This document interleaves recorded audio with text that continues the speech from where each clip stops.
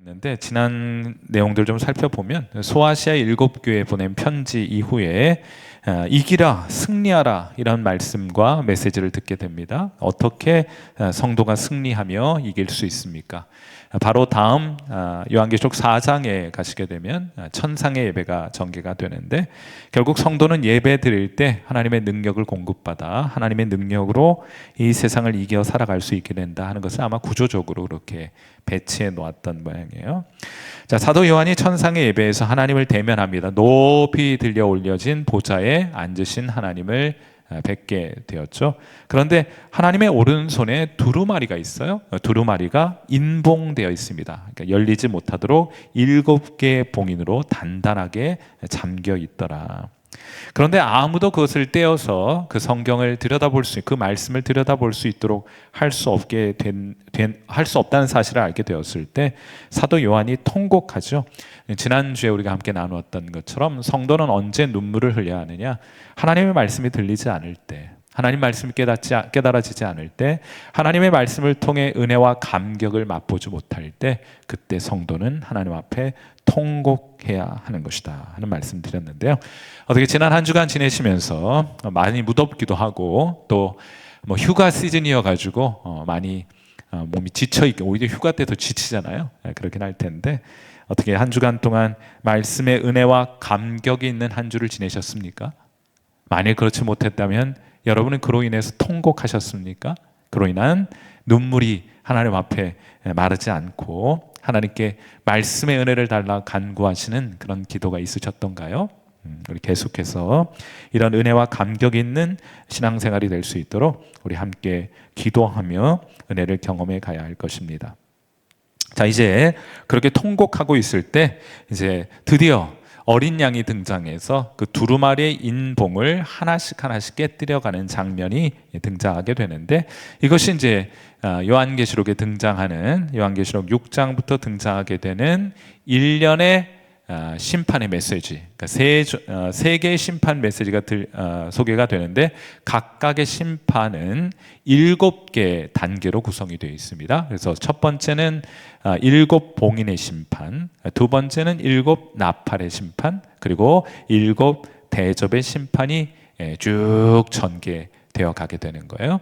자, 그 내용을 오늘부터 좀 살펴볼 텐데, 오늘은 이제 어린 양이 등장해서 두루마리와 그 두루마리를 받아서 봉인을 하나씩 깨뜨려 가고, 그것이 하나씩 깨어질 때마다 이 땅엔 하나님의 심판이 쏟아 부어지게 되는 장면들을 보게 됩니다. 자, 그리스도가 하나님의 말씀을 푸는 열쇠예요.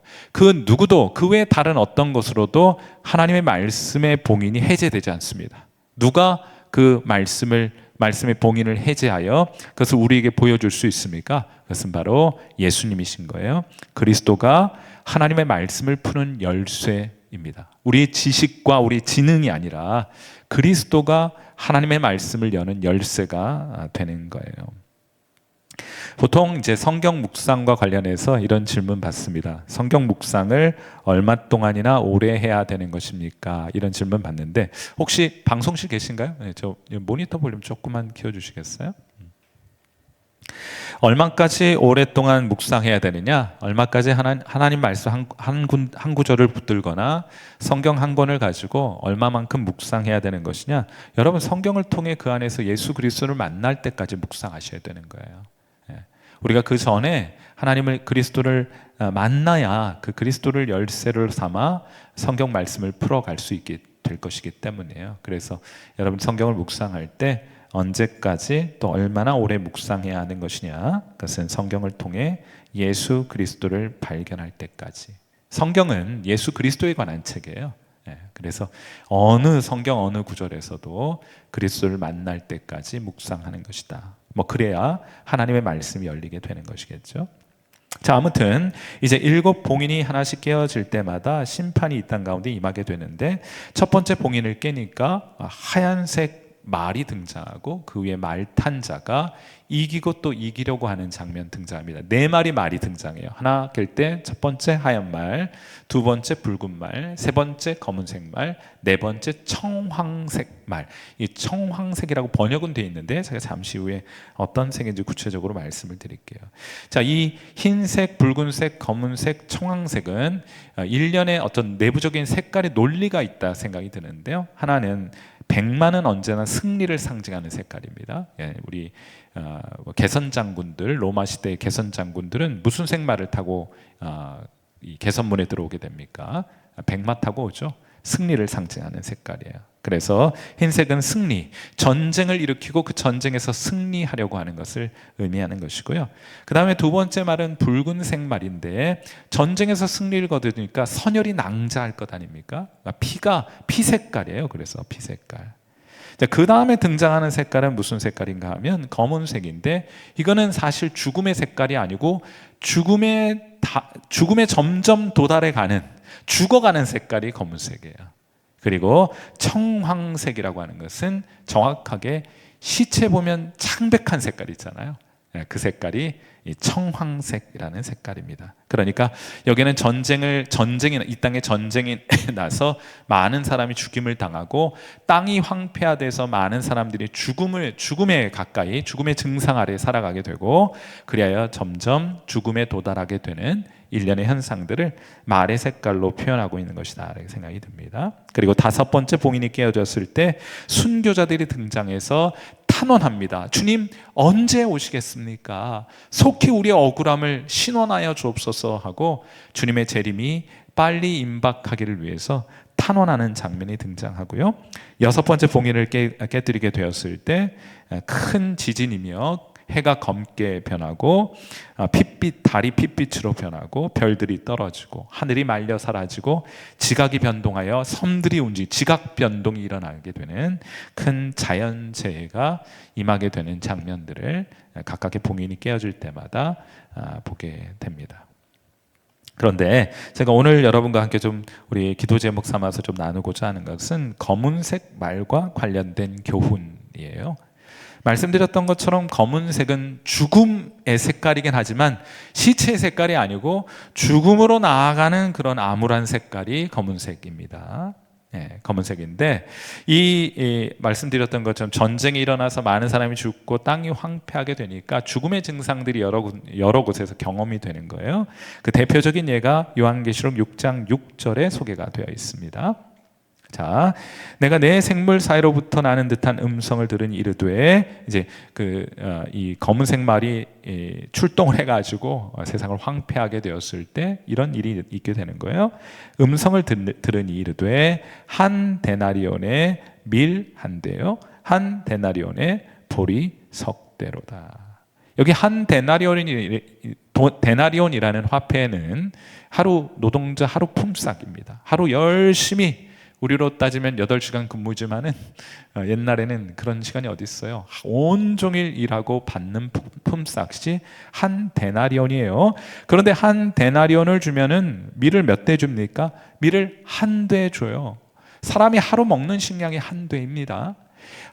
하루 온종일 일해가지고 양식을 구했는데 자기 혼자만 먹을 정도의 양식밖에 되지 않는 거예요. 그럼 가족들은 어떻게 합니까? 아내들이며 자식들은 어떻게 될 거예요?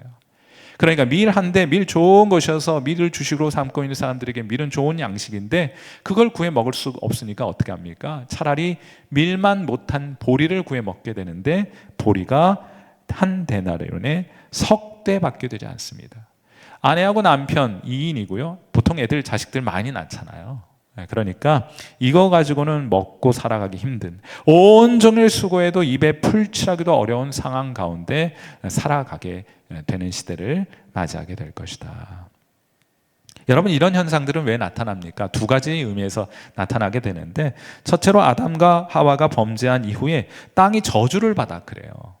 자, 우리 창세기 3장 17절 말씀에 이런 말씀이 있습니다. 아담에게 이르시되 네가 내 아내의 말을 듣고 내가 내게 먹지 말라 한 나무의 열매를 먹었은즉 땅은 너로 말미암아 저주를 받고 너는 내 평생에 수고하여야 그 소산을 먹으리라. 레위기 말씀 강의하면서도 말씀을 드렸습니다만, 사람이 범죄하면 사람에게만 죄가 임하는 것이 아니고 그 죄의 결과 장소가 저주를 받게 된다는 점도 살펴보았잖아요. 그렇죠? 여기 아담과 하와의 범죄로 인해서 땅이 저주를 받았어요. 그래서 이전에는 100이라는 노동력을 가하면 100보다 더 많은 소출이 있었는데, 이제 땅이 저주를 받아서 100이라는 노동력을 가하면 땅이 얼마의 소출을 내느냐? 기껏해야 100을 내는 거예요. 그런 아주 황폐한 시대를 우리가 살아가고 있는 것입니다. 그런데 게다가 이렇게 온종일 힘쓰고 땀 흘리고 애쓰고 노력해야 겨우겨우 바득바득 먹고 살아갈 그런 형편과 그런 세상이 되었는데, 여러분, 이 자원이 제한되어 있잖아요. 자원이 제한되어 있는데 이 한정된 자원을 소수의 사람들이 독점하는 시대를 살아가게 됩니다. 그러니까 더 많이 가지기 위해서 혈안이 된 세상, 다른 사람에게 빼앗기지 않기 위해서 노심초사하는 세상, 내가 이것 하지 않으면, 내가 이거 빼앗기면 어떡하나 하는 그런 불안감을 가지고 살아가는 세상이 된 거예요. 다 죽음의 증상 아래 살아가는 현상들입니다. 이게 다 죽음의 증상들이에요. 자, 그런데 이와 대조적인 그 장면이 있어요. 우리가 이 세상을 살아가는 굉장히 각박합니다. 황폐화된 세상이에요. 먹고 살아가기 녹록치 않은 세상을 저와 여러분이 살아가고 있는데, 정확하게 이 기간, 이 하나님의 심판이 이 세상에 임하는 이 기간 동안 하나님의 백성도 이 땅을 살아가고 있거든요. 그런데 이들에게는 전혀 다른 모습의 삶의 모습이 드러나게 돼요. 이들은, 여러분, 천국은 잔치하는 곳입니다. 천국은 우리식으로 말하자면 뷔페예요, 뷔페. 뷔페에 가서 먹을 것 가지고 싸우는 사람이 있습니까? 왜 안 싸웁니까? 쥐천으로 널린 게 음식인데 그거 다 먹어도 또 나오는 게 뷔페인데, 거기 가서 음식 가지고 싸우는 사람이 어디 있어요? 예수님께서 가시는 것보다 가나의 혼인잔치를 비롯해서 또 우리 오병이어의 기적이라든지, 예수님 가시는 곳마다 제자들과 함께 식사의 자리를 가지지 않습니까? 심지어 이 세상 떠나시기 전에도 성찬식을 가지게 되잖아요. 그것은 천국 잔치를 모형처럼 보여주는 것입니다. 전혀 다른 방식으로 이 땅을 살아가는 사람들이 7개의 봉인이 깨어지면서 이 땅에 심판이 임할 때에도 그들은 전혀 다른 양식의 삶을 살아가게 된다. 먹을 것 가지고 다투지 않는 인생을 살아가게 돼요. 광야에서 만나를 날마다 주시는데 거기 싸울 일이 뭐 있습니까? 다른 사람 것 빼앗기 위해서 그렇게 혈안이 될 필요가 뭐 있습니까? 더 많이 거두면 남은 것들은 썩어버리게 되는데, 여러분, 말씀드렸던 것처럼 성도도 이러한 재앙이 임하는 세상을 저와 여러분이 살아가고 있습니다. 그런데 성도는 그렇다면 이러한 재앙이 임하는, 그리고 이 검은색 말이 온통 죽음의 색깔을 온 세상에 들이우는 이 시대를, 이 세상을 살아가는 성도가 어떻게 이 재앙에서 스스로를 지키며 이 황폐한 세상에서 잔치하는 삶을 살아갈 수 있게 될 것인가? 저는 그 대답이 디모데전서 6장 6절에 있다고 믿습니다. 자, 우리 같이 한번 디모데전서 6장 6절 말씀 같이 한번 읽도록 해요. 시작. 그러나 자족하는 마음이 있으면 경건은 큰 이익이 되느니라. 자족하는 마음을 가지면 천국이 기쁨이 너희 것이 될 수 있느니라 하는 뜻일 것 같아요. 말씀드렸던 것처럼 검정색 신앙을 하는 분들이 계십니다. 활기도 없고요. 신앙생활을 보면 활기도 없고, 얼굴을 보면 기쁨도 없고, 능력도 없고, 온통 걱정, 근심 가득한 모습으로 오늘 하루를 살아가는 사람들이 있어요. 돈 많다고 이런 게 없는 게 아니에요. 돈 많은 사람들이 오히려 더 어둡습니다, 얼굴이. 왜 그렇습니까? 만족함이 없기 때문에요. 배우자 꼬라지를 보니까 어디 거기 만족이 있겠어요? 자식들 성적표 보니 거기 무슨 만족이 있겠어요? 여러분, 통장 잔고를 들여다보면 걱정과 근심뿐이지 않겠습니까? 그러니까 검정색 말 등에 올라타가지고 오늘을 살아가고 있는 거예요. 검정색 말이 뛰노는 세상을 살아가고 있는 겁니다. 불안합니다. 걱정과 근심이 가득해요. 기쁨이 없습니다. 능력도 없습니다. 신앙의 활기도 없는 채로 오늘을 살아가는 거예요. 언젠가 한 선생님이 수업 시간에 돈 10억 가진 사람과 아이 10명 가진 사람 중에 누가 더 행복할까요? 하고 물었어요. 여러분 답은 무엇입니까? 10억 가진 사람이 행복하겠어요? 아이 10명 가진 사람이 행복하겠어요? 답은 엉뚱하게 하셔도 속으로는 10억이라 그러실 거예요. 그러자 한 학생이 대답합니다. 아이 10명을 가진 사람이 가장 행복할 것 같습니다. 그러자 선생님 묻습니다. 왜지? 그랬더니 이 학생이 굉장히 통찰력 있는 어린아이가 대답을 했는데, 뭐라고 대답을 했는가 하면 10억을 가진 사람은 더 많은 돈을 갖길 원하지만 아이 10명을 가진 사람은 더 이상 아이를 원하지 않을 것 아니에요. 참 뼈가 있는 말이라 생각했어요. 많이 가진 사람이 부자가 아니라 더 이상 원하는 것이 없는 사람이 부자 아니겠습니까, 여러분? 그렇지 않겠어요?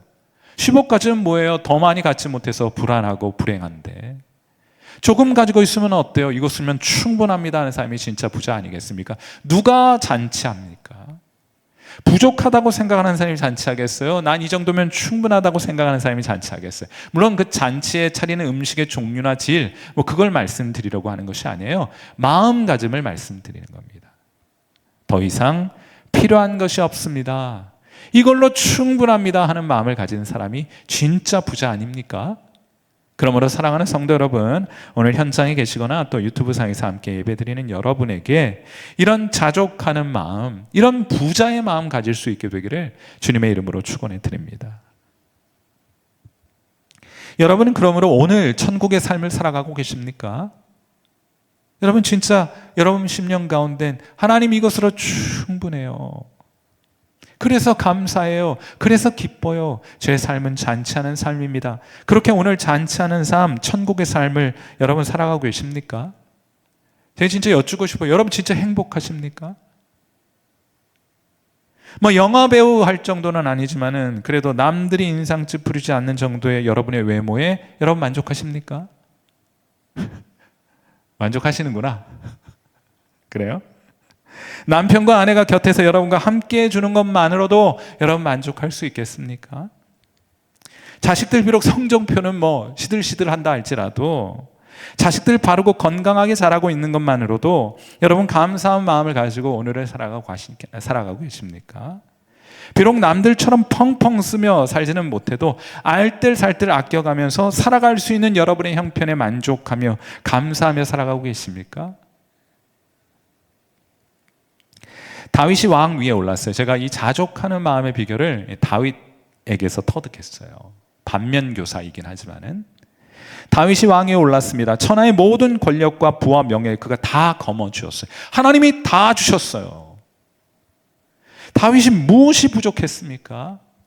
그런데 이 세상 모든 것 왕위에 올라서 다 소유하게 되었을 때 다윗이 무엇을 했습니까? 욕심부려 이웃집 여인, 그것도 자기 신하, 자기 부하의 아내인 밧세바를 보고 데려다가 간음하고 남편은 음모 꾸며가지고 살해하지 않았습니까? 하나님께서 책망하시면서 말씀하셨어요. 사무엘하 12장 8절 이 말씀 읽고 자족하며 오늘 살아갈 수 있는 비결이 여기에 있구나 생각했어요. 여러분 같이 한번 사무엘하 12장 8절 말씀 같이 읽습니다. 시작.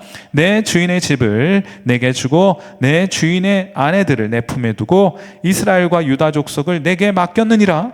만일 그것이 부족하였을 것 같으면 내가 너에게 이것저것을 더해 주었으리라 하고 말씀하시잖아요. 하나님은 필요한 만큼 우리에게 주시는 것이구나. 더 필요하면 어떻게 되겠습니까? 더 필요하면 더 주시겠구나. 하나님 다 아시니까.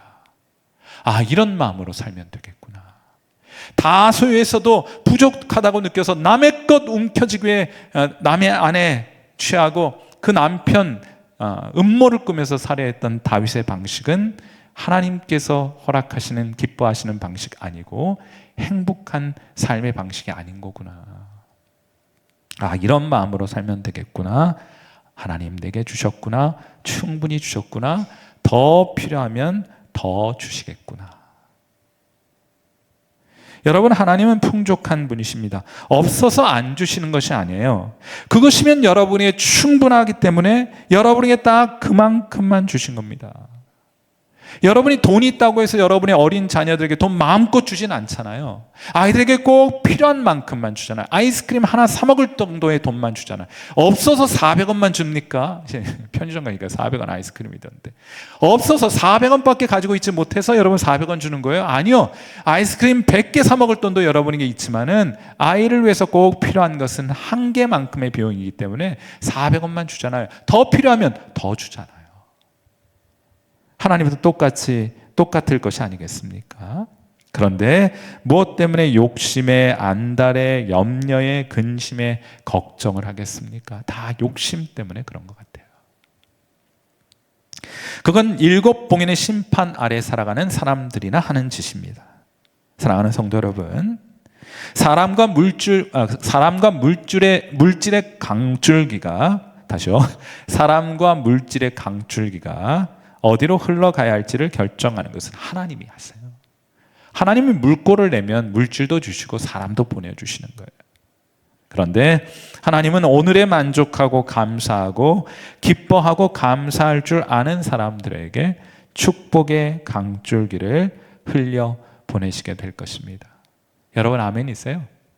그러면 그렇게 한번 고백할 수 있겠어요? 하나님, 저 다른 사람 비교해 보면 다른 사람보다 많이 갖지 못했어요. 다른 사람보다 더 잘나진 못했겠고 다른 사람보다 더 높이 오르진 못했을지 모르지만은, 그러나 하나님, 전 이것으로 충분해요. 이것으로 만족해요. 하나님이 함께 하시면 그것으로 저는 충분합니다. 저는 우리 교회 성도들이 이런 자족하는 마음의 비결을 터득할 수 있게 되기를 바라고, 그렇게 자족하며 기쁘고 행복하게 오늘을 살아가는 성도였으면 합니다. 7봉인의 심판과 재앙이 닿지 않는 삶을 살아갈 수 있게 되기를 바랍니다. 하나님의 통치와 주권 아래에서 만족하며 좀 당당하게, 이만큼 필요하기 때문에 하나님 이만큼 주신 거야, 더 필요하면 하나님, 우리 하나님 더 주실 거야, 그런 담대한 마음으로 늠름하게 이 땅을 살아가시는 귀한 성도 여러분 되시기를 주님의 이름으로 축원해 드립니다. 우리 함께 기도하도록 하죠. 자, 우리 먼저는 우리 자신의 삶을 좀 돌아보고, 오늘 우리가 혹시 그 검은 말의 죽음의 증상 아래 살아가고 있지는 않았는지, 그 검은 말, 죽음의 증상이라고 하는 것은 염려, 걱정, 근심, 두려움이에요. 불신앙입니다. 예수 믿는 사람들은 그런 것들과 거리가 멀어야 돼요. 하나님, 오늘 제게 주신 것으로 인해 감사합니다. 오늘 새끼 맛있게 가족들과 식사할 수 있는 그런 물질을 허락해 주심에 감사합니다. 오늘 제가 기쁘게 일할 수 있는 건강을 주셔서 감사합니다. 하나님, 제가 이런 귀한 가족들을 주셔서 감사하고, 또 우리 사랑하는 교우들과 함께 이렇게 하나님을 기쁘시게 하며 찬양하며 기도할 수 있도록 귀한 은혜를 내려주셔서 감사합니다. 오늘이 제가 가장 행복한 하루였습니다. 이렇게 하나님 앞에 한번 고백해 보시면 어떻겠어요? 우리 평생 그런 자족의 비결을 터득한 자로 살아갈 수 있게 되기를 바라고, 우리 교회에도 마찬가지로 교회를 위해서 두 번째로 기도하실 때는 너무 교인들도 세상적이고 세속적이에요. 세상 사람들과 뭐가 다릅니까? 더 많이 움켜쥐기 위해서 온갖 거짓, 불법, 불의한 방법들 총동원해서 아무튼 다른 사람보다 많이 움켜쥐기만 하면 된다는 마음으로 다른 사람들 앞에 부끄러운 줄도 모르고 양심의 가책과 거리낌도 없이 그렇게 오늘을 살아가고 있는 사람들, 지천에서 널리 보게 되지 않습니까? 우리 사랑하는 교회, 우리 성일교회 성도들은 저 하늘의 귀한 가치를 따라 자족하며 천국의 잔치를 누려 살아가는 그런 성도들 될 수 있기를 위해서, 그런 교회 될 수 있도록, 그 세속에 물들지 않는 교회가 될 수 있도록 이 시간 우리 함께 자신과 교회를 위해서 함께 기도하는 시간 같습니다. 기도하겠습니다.